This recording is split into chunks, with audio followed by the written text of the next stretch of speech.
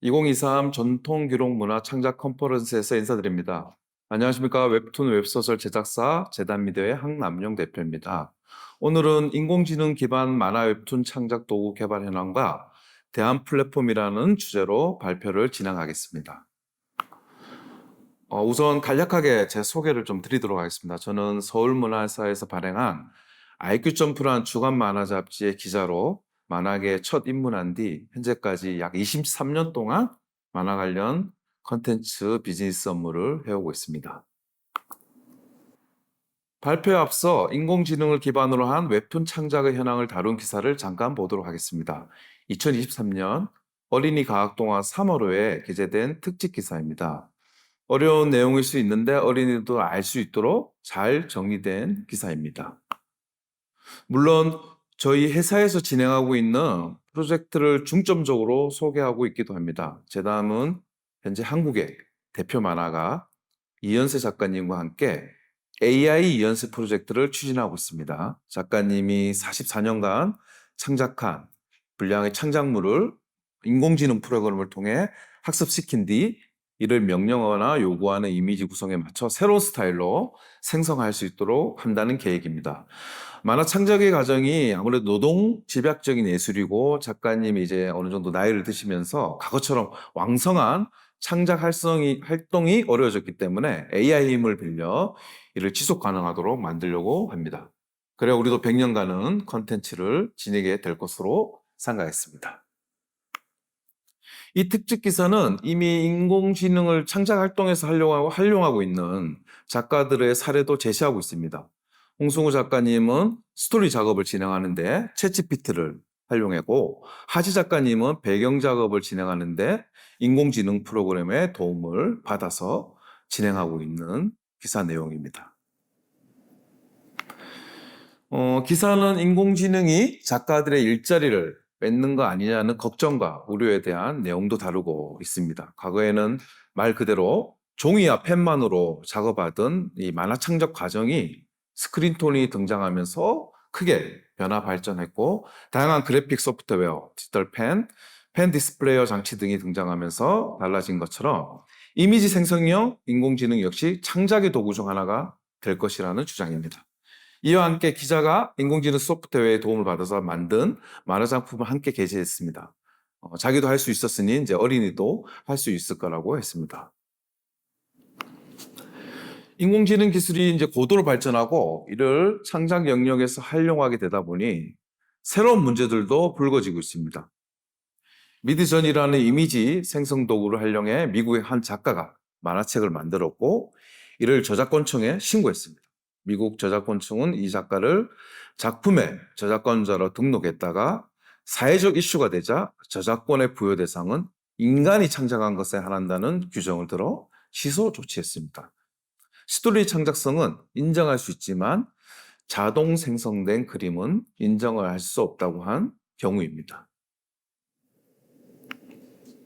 또 일본의 한 AI 이미지 생성 기업은 자신들의 인공지능에게 일본 망가와 애니메이션을 학습시켜 누구나 양질의 이미지를 생성할 수 있는 서비스를 오픈했는데 학습의 대상이 된 데이터가 불법적으로 수집된 것이라는 비난이 일었고 해당 서비스의 중단을 요구하는 청원 활동이 벌어지기도 했습니다.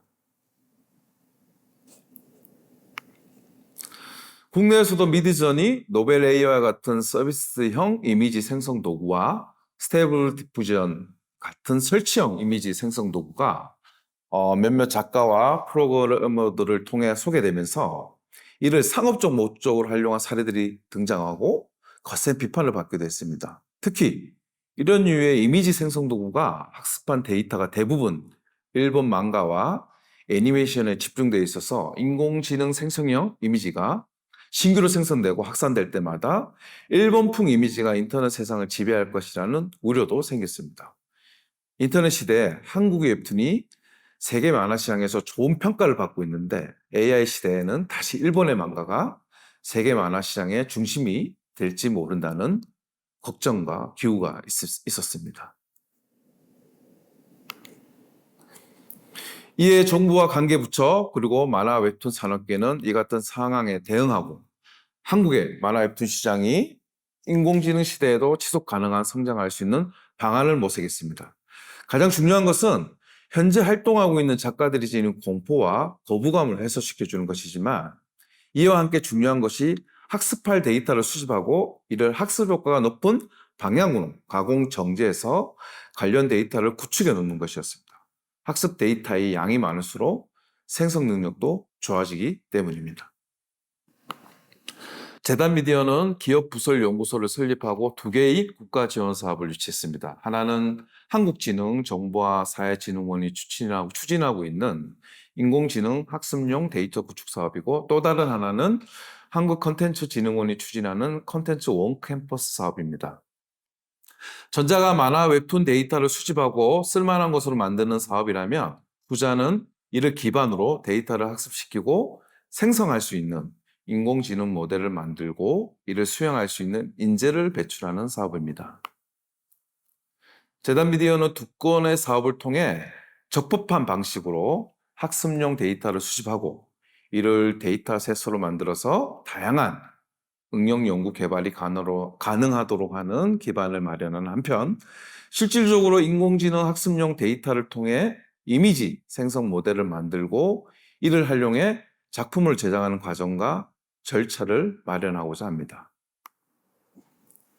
만화 웹툰 데이터 구축 사업의 개요는 보여지는 장표와 같습니다.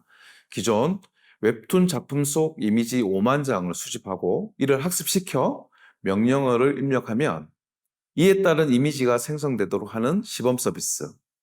기존 출판 만화 작품 속 이미지 5만 장을 수집하고 학습시켜 간단한 스케치 이미지를 넣으면 특정한 작가의 작화 스타일로 이미지가 생성되는 시범 서비스를 만들고 있습니다.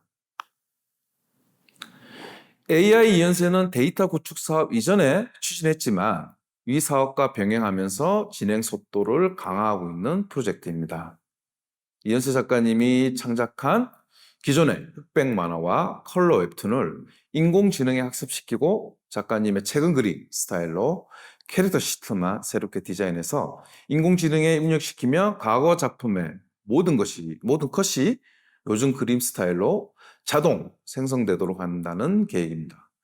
계획대로 하면 과거의 출판 만화를 최근 웹툰 스타일로 빠르게 제작할 수 있게 됩니다. 물론 이런 일이 이제 프로그램적으로 작동하려면 매우 많은 과정과 절차를 거쳐야 됩니다.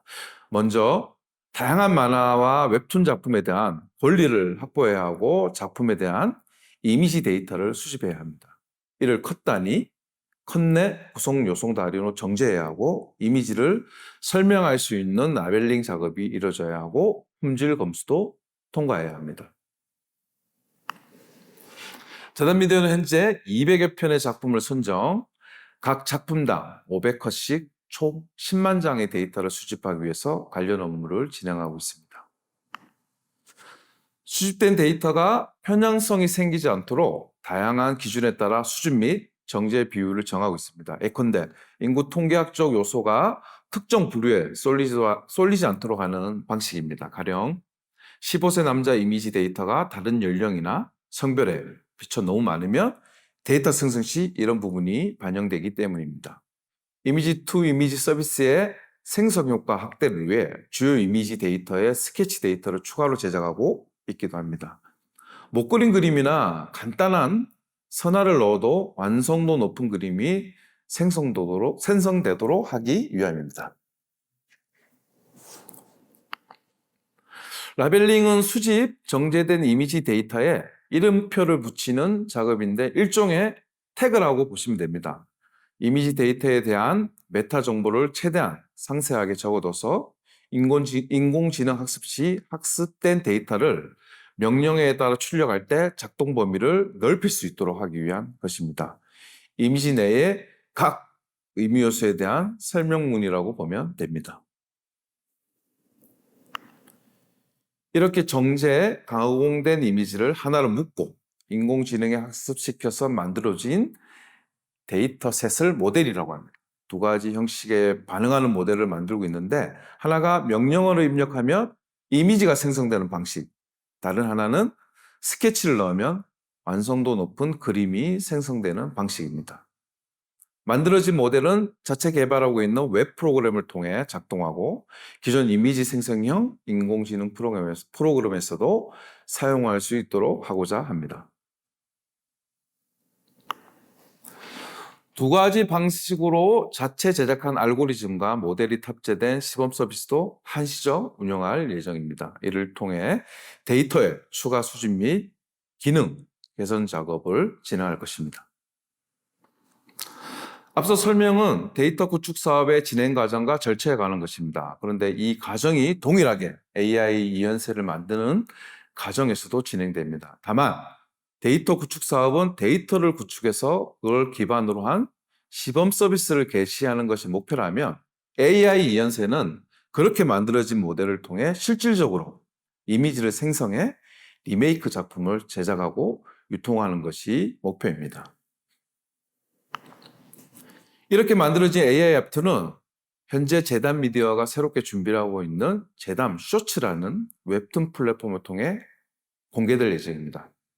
재단 쇼츠는 중단편 웹툰 플랫폼으로 초장편, 주간 연재 웹툰 중심 시장이 형성되면서 나름 유축되고 있는 다양성 만화와 웹툰의 재미와 가치를 되살리기 위한 프로젝트라고 말할 수 있습니다. 짧은 만큼 기존 웹툰의 재미와 가치보다는 색다르고 강렬해야 할 것입니다. 새로운 시각을 지닌 다수의 작가들을 발굴해야 할 필요도 있고 대학생 중심 웹툰 공모전을 진행하고 있어 독립만화 작가 그룹과의 연대, 또한 해외 및 군소 웹툰 플랫폼 서비스와의 교류도 확대하고 있습니다. 한국 만화 시장은 웹툰이라는 신규 상품을 개발했고 현재 웹툰은 전 세계가 같이 소비하는 매력적인 콘텐츠가 됐습니다. 하지만 이를 이끌어낼 작가들은 강도 높은 노동 환경과 매일 계속되는 마감, 실시간 이루어지는 순위 경쟁 등 극도의 피로감에 시달리고 있는 것도 또한 현실입니다. 오늘 소개드린 재단 미디어의 AI 프로젝트 그리고 대안적 성격의 신규 웹툰 플랫폼은 이 같은 시장 환경과 창작 생태계의 긍정적 변화를 목표로 하고 있습니다. 당장은 불안할 수 있겠지만 결과적으로는 AI는 작가님들의 작업 효율을 증진시켜 노동 생산성을 강화해주는 역할을 분명히 할 것입니다. 그리고 재단 쇼츠는 좀 더 자유롭고 다양한 창작 활동과 작품 유통의 기반이 될 것입니다. 감사합니다.